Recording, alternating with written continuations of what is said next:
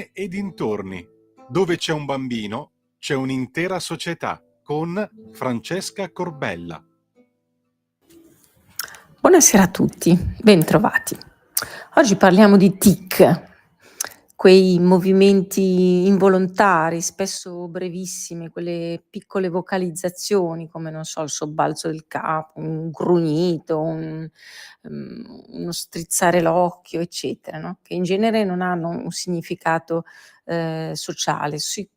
Sono classificabili i tic in semplici oppure più complessi.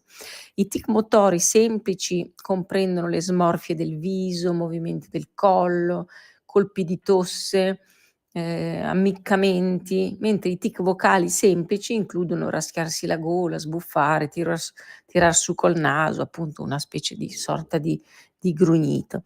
E poi ci sono i tic motori complessi e i vocali complessi. I motori complessi comprendono battere i piedi, effettuare dei movimenti mimici, saltare, toccare, odorare un oggetto, di solito sono ripetuti tante volte. I tic vocali complessi riguardano la ripetizione di parole fuori dal contesto, oppure quella che si chiama coprolalia, cioè usare continuamente parolacce, oppure l'ecolalia, quindi che è quel tic per cui si ripete come un eco continuamente frasi, sillabe, parole, oppure i suoni sentiti per ultimi in una frase, in un discorso, ecco. Si parla di sindrome di Tourette da Gilles de la Tourette che l'ha studiata, e appunto questa comprende soprattutto i tic vocali. La sindrome di Tourette si differenzia dai tic transitori perché è duratura nel tempo, bisogna poter osservare i pazienti nel tempo, addirittura anche 1 anno, anche più di un anno. La sindrome di Tourette è diagnosticata quando i soggetti hanno dei tic motori e vocali ripetuti, continuativi, che si manifestano in tante situazioni diverse, e sono molto, molto frequenti e durano appunto per minimo un anno.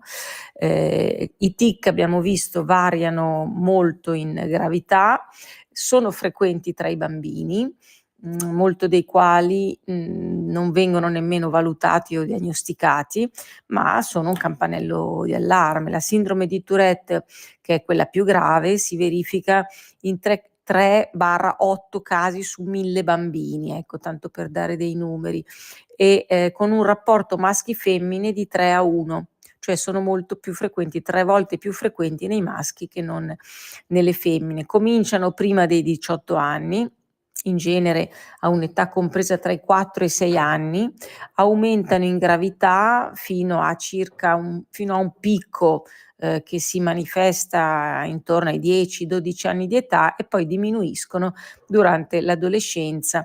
Alla fine la maggior parte dei tic tende a scomparire spontaneamente, ma nel circa l'1% dei bambini possono persistere fino all'età adulta e questo di solito crea molta ansia nei genitori. Non si conosce esattamente l'eziologia dei tic, ma si può desumere che tendono ad avere una certa familiarità. Per esempio in alcune famiglie dove c'è un modello dominante, fortemente dominante, gli altri familiari, i bambini, i figli possono manifestare dei tic. I tic possono essere in comorbidità con altri disturbi, per esempio il disturbo da deficit di attenzione o da iperattività può essere concomitante con un tic, il disturbo ossessivo compulsivo, e il tic lo è ossessivo compulsivo, i disturbi d'ansia, i disturbi dell'apprendimento e via dicendo. Questi disturbi spesso interferiscono di più con lo sviluppo e col benessere dei bambini rispetto ai tic. Cioè il tic tutto sommato non è così nocivo, mentre questi altri disturbi interferiscono di più. Il deficit di attenzione o di iperattività è la comorbilità più frequente e talvolta i tic compaiono prima dei sintomi di ADHD, come una tendenza di base ai tic, cioè una propensione verso i tic, e dopo compare il deficit di attenzione e iperattività. Gli adolescenti possono avere in concomitanza della depressione, addirittura il disturbo bipolare, oppure un disturbo da uso di sostanze. Quindi il tic diventa la spia, per capire anche queste altre cose. Vengono divisi i tic in 3 categorie, e questo secondo il Diagnostic and Statistical Manual of Mental Disorders, cioè sono classificati dei mental disorders. Quindi i tic provvisori, che sono tic motori singoli o multipli e vocali, presenti per meno di 1 anno. I tic cronici presenti per più di 1 anno, che sono tic motori o vocali, ma non entrambi contemporaneamente, e poi la sindrome di Tourette che rappresenta i tic motori e vocali che sono stati presenti per molto tempo. Queste categorie di solito formano un continuum in cui i pazienti iniziano col disturbo da tic temporaneo e poi passano al disturbo da tic persistente o alla sindrome di Tourette, che appunto è la forma più grave. Allora che fare? Che fare? Anzitutto nel caso di bambini, vediamo alcune cose. È importante intanto cominciare subito a scremare da una possibile causa fisiologica, tramite una visita da un neuropsichiatra infantile. Dopodiché, fatto questo primo passo, è importante invece rivolgersi a uno psicologo infantile che possa aiutare il bambino a esprimersi attraverso altre vie. Ad esprimere che cosa? Ad esprimere attraverso altre forme di linguaggio il conflitto e l'ansia che sta alla base del tic, e questo è assodato. Il tic è frutto di conflitto, di ansia e di insoddisfazione. Lo psicologo può anche aiutare i genitori a trovare delle strategie efficaci per sostenere il bambino, durante tutto il suo percorso di superamento di quest'ansia. Il tic è il modo che il bambino trova, soprattutto quando ancora non si esprime con un linguaggio compiuto, come per esempio a 4 anni, il bambino trova questo modo per sfogare una tensione emotiva, un'ansia che non riesce a buttar fuori in un altro modo e non riesce nemmeno a capirla, è afflitto da questa angoscia, ma non riesce a inquadrarla. Al tic, soprattutto se è cronico e quindi se è duraturo nel tempo, si associano dei sentimenti di insicurezza, di vergogna, di frustrazione, che emergono nella fase preadolescenziale o adolescenziale e possono anche portare al ritiro sociale, a una forte timidezza, a un umore depresso, scarso desiderio di mettersi in gioco, sia nel gioco che nello studio o in altre, manifestazioni, sociali, quindi ha delle difficoltà nella socializzazione col gruppo dei pari, proprio per la paura di essere deriso, di sentirsi rifiutato a causa di questo tic. Ecco, la prima fondamentale regola per i genitori con un bambino con tic è far finta di niente, cioè non bisogna sgridare, non bisogna sottolineare, la manchevolezza, non bisogna irridere ovviamente, non bisogna mostrarsi in ansia e in preoccupazione, non bisogna schernire imitando, facendo il verso, così. Non bisogna mettere il bambino davanti allo specchio e costringerlo a guardare il suo tic. Ecco, questi comportamenti, deteriori invogliano il bambino a continuare, anzi vanno ad acuire, vanno a rinforzare questo sintomo, no, addirittura il bambino poi è portato a farlo anche di nascosto, perché è un atteggiamento che è più forte di lui, non lo fa apposta, men che meno apposta per far dispetto ai genitori. La seconda regola fondamentale è creare un ambiente il più possibile sereno. Quindi rendere il bambino autonomo, rinforzarlo da questo punto di vista,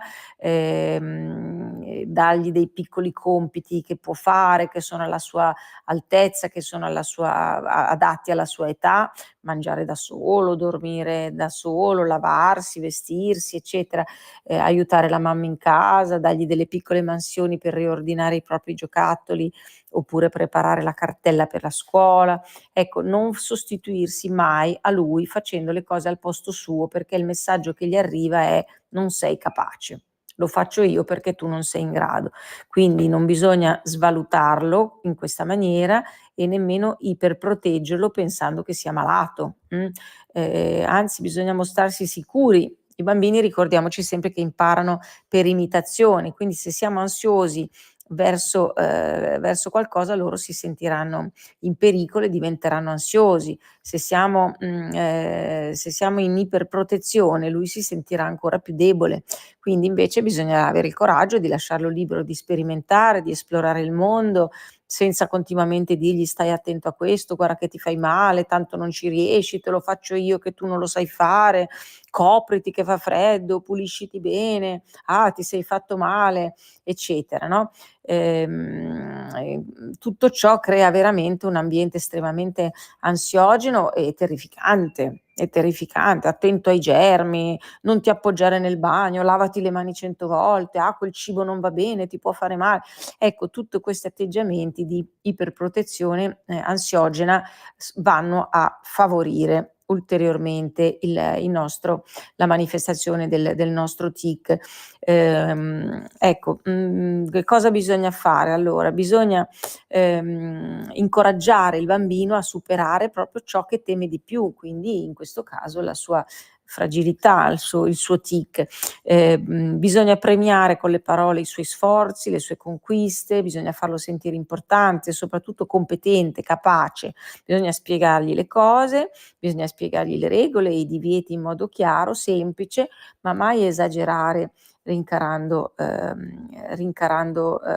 la dose, no, si può per esempio utilizzare, un linguaggio razionale: "Se non metti a posto i giocattoli poi non li troverai più. Se rovesci il bicchiere come fai a bere?" Ecco, non: "Ah, sei un cretino, hai rovesciato il bicchiere." Quando un divieto non viene rispettato, bisogna manifestare dispiacere in modo sincero, disapprovare non la persona del bambino, ma l'azione che ha compiuto, quindi il bambino non si sente svalutato, non è un cretino, ha fatto un'azione sbagliata, eh. Quindi l'azione sbagliata si può sempre correggere. La persona sbagliata è difficile da correggere, e quindi il bambino può cadere in questa poca stima di sé. Ecco, soprattutto dimostrargli che gli si vuole bene, in ogni caso. Sarebbe, meglio spiegargli quale sarebbe stato il comportamento giusto, incoraggiarlo sul fatto che la prossima volta non cadrà più in errore e andrà meglio, ecco. Un altro elemento importante è gestire le esplosioni di rabbia. Bisogna insegnargli che quando è arrabbiato, può esprimere ciò che prova, anche senza picchiare i pugni e spaccare tutto sul tavolo. Si può esprimere a voce il proprio stato d'animo di contrarietà, e poi ricordatevi sempre di non essere, punitivi, perché anche qua il bambino impara per imitazione, quindi se riceve delle botte imparerà a picchiare, se riceve delle urlate, in faccia, imparerà a dare ad altri delle urlate in faccia. Ecco, dare voce alle emozioni e alle paure, insegnargli a riconoscerle, a superarle, ecco, magari confortandolo, leggendo, una piccola fiaba insieme o facendo, un gioco insieme, colorare, disegnare, cucinare, insieme, in modo da avere del tempo concreto, per condividere, l'attività con il bambino in modo da, far sì che lui si apra, che riveli le sue ansie, le sue difficoltà, perché solo in quel momento, con il tempo a disposizione e un momento di calma, potete rassicurarlo e fargli sentire che supererà il suo problema. Un altro elemento è non caricare il bambino delle proprie pretese o delle proprie aspettative. Per esempio, sottolineare il tic lo fa sentire sbagliato, non accettato e crea ansia, che a sua volta si esprime ulteriormente con ancora più tic in un circolo, vizioso. Un altro elemento è tenere un diario dei tic senza farlo sapere, senza farvi notare, annotate, quando compaiono, in che modo, in che circostanze, in relazione a cosa, ecco, in presenza di chi, di entrambi i genitori, di uno solo, davanti a una sgridata, piuttosto che a un brutto voto preso a scuola, eccetera. Questo ecco, questo, diventerà un vademecum che vi aiuterà a comprendere meglio quando il bambino sente la necessità di ricorrere al TIC. Ecco, parlare del TIC va bene, ma se il bambino se è lui a sollevare l'argomento. A quel punto spiegate che non si deve preoccupare, che non deve aver paura, dicendo: "Tanti bambini li hanno o li hanno avuti e piano piano sono passati e quindi presto scompariranno anche a te". Lo stesso discorso si può fare, poi concludo, anche con la piccola balbuzia infantile. È la stessa identica, cosa, per cui i suggerimenti vanno bene anche in questo caso, che magari è meno grave, ma tuttavia mette molto in ansia i genitori perché è molto frequente nei bambini molto piccoli. Bene, io vi saluto, vi ringrazio dell'ascolto, vi do appuntamento con Largo ai bambini e Francesca Corbella a giovedì prossimo su Radio Libertà. Avete ascoltato Largo ai bambini,